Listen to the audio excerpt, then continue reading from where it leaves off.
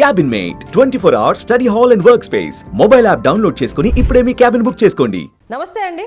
పాక్ మన మీద చేసిన దాడి F-16 యూజ్ చేసి అలాగే 50 డ్రోన్లు యూజ్ చేసి దాడి చేసింది. ఆ దాడిని మనం ఎయిర్లోనే తుదముట్టించేసాం. భారత భూభాగం దగ్గర వరకు కూడా రానివ్వలేదు, అసలు టచ్ కూడా చేయనివ్వలేదు. ఇంత పొటెన్షియల్ మన దగ్గర ఉందా? అసలు ఇది అన్ని చేయడానికి కారణం ఏంటి? మన దగ్గర ఉన్న సిస్టమ్ ఏంటి? ఇవాళ మనం అడిగి తెలుసుకుందాం. మనతో ఉన్నారు X air commander Madhusudan Reddy గారు. నమస్తే సార్. నమస్తే మేడం.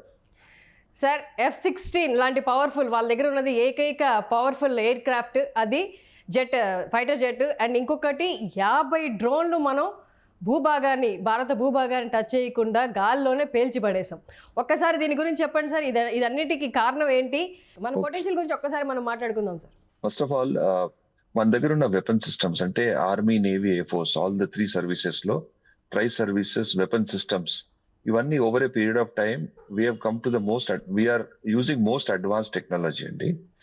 ద ఏరోప్లేన్స్ కానివ్వండి, ద వెపన్ వాడే air to air weapon systems కానివ్వండి, air to surface weapon systems కానివ్వండి, okay, anti tank weapon systems కానివ్వండి, షెల్లింగ్ చేయడానికి ఉంటే ఆర్మర్డ్ వెపన్ సిస్టమ్స్ కానివ్వండి, okay, all of them are ultra modern.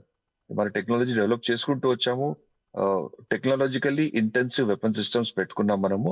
మన దగ్గర వెపన్ సిస్టమ్స్ తో వాట్ పాకిస్తాన్ రియలైజ్ చేయింది ఏంటంటే ఇంత పొటెన్షియల్ ఉందని వాళ్ళు ఊహించలేదు. ఫస్ట్ ఆఫ్ ఆల్, ఓకే, మనం ఫస్ట్ టైం వాళ్ళకి ప్యూనిటివ్ స్ట్రైక్స్ చేసినప్పుడు కూడా, పెహల్గామ్ టెర్రరిస్ట్ అటాక్ అయిన తర్వాత ప్యూనిటివ్ స్ట్రైక్ చేసినప్పుడు కూడా what we have done is, మనం బార్డర్ కూడా క్రాస్ చేయలేదు, లైన్ ఆఫ్ కంట్రోల్ క్రాస్ చేయలేదు. Without crossing we have launched our weapons.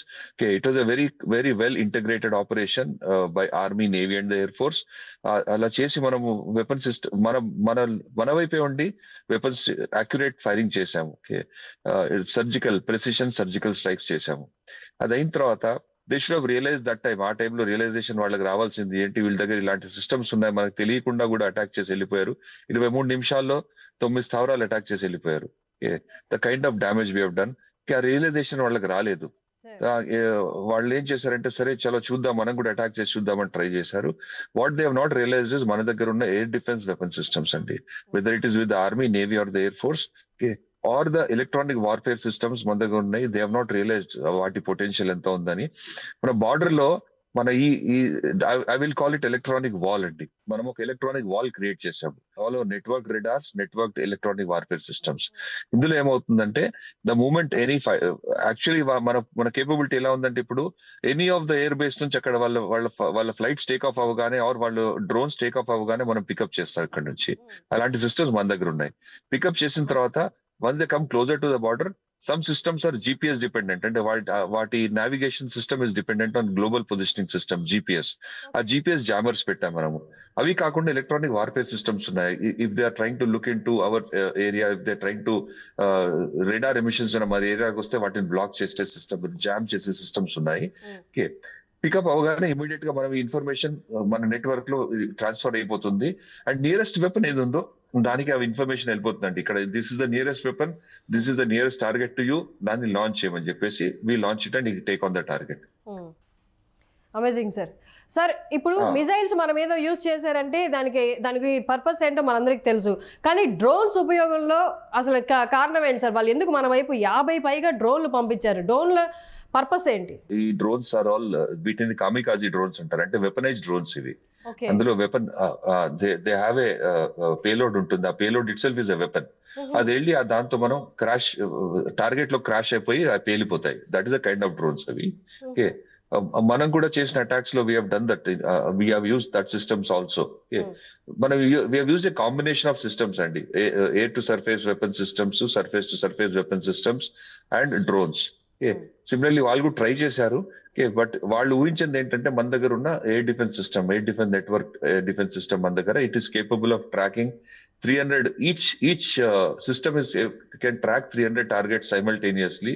Okay, and take on multiple targets simultaneously. అది వాళ్ళకి తెలియని విషయం.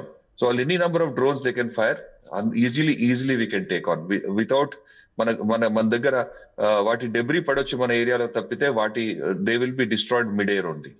Okay, amazing. అలాగే సార్, మనం వాళ్ళ డిఫెన్స్ సిస్టమ్ని కంప్లీట్గా 4-5 చోట్ల మొత్తం అంటే ఇంకా దేనికి పనికిరాని విధంగా మనం చేసేసాం. దాని గురించి ఒక్కసారి అది ఎలా చేయగలిగాము? Madam again technology.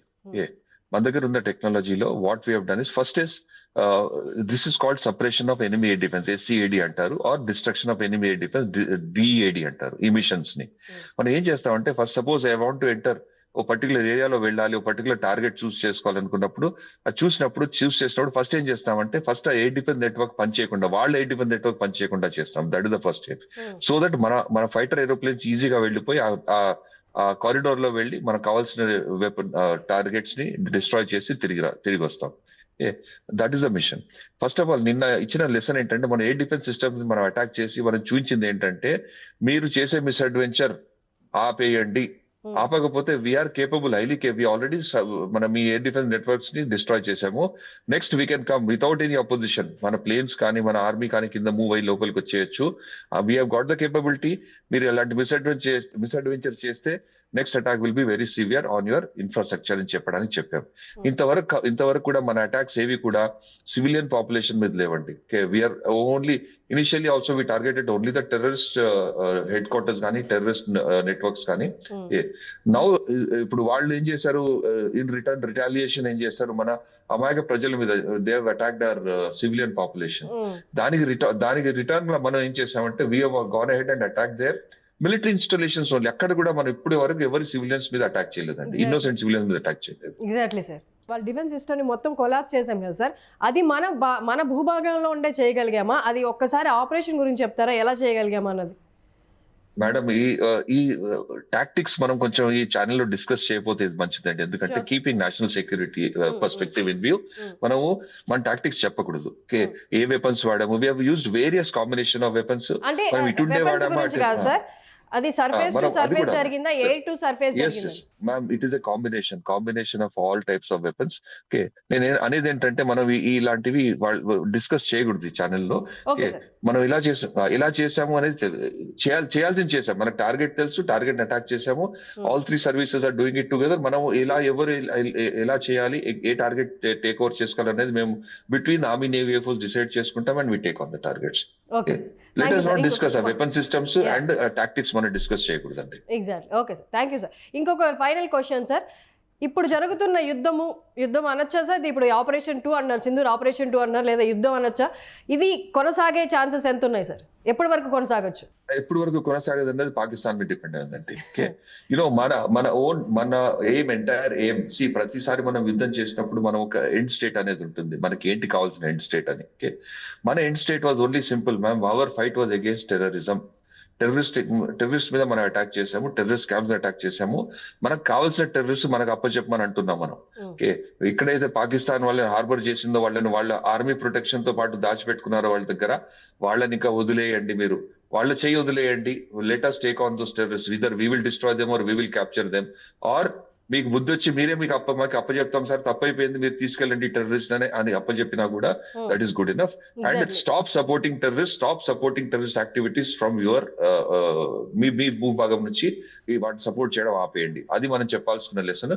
ఆ లెసన్ రిజల్ట్ వచ్చే వరకు మనం చేస్తూనే ఉంటామండి.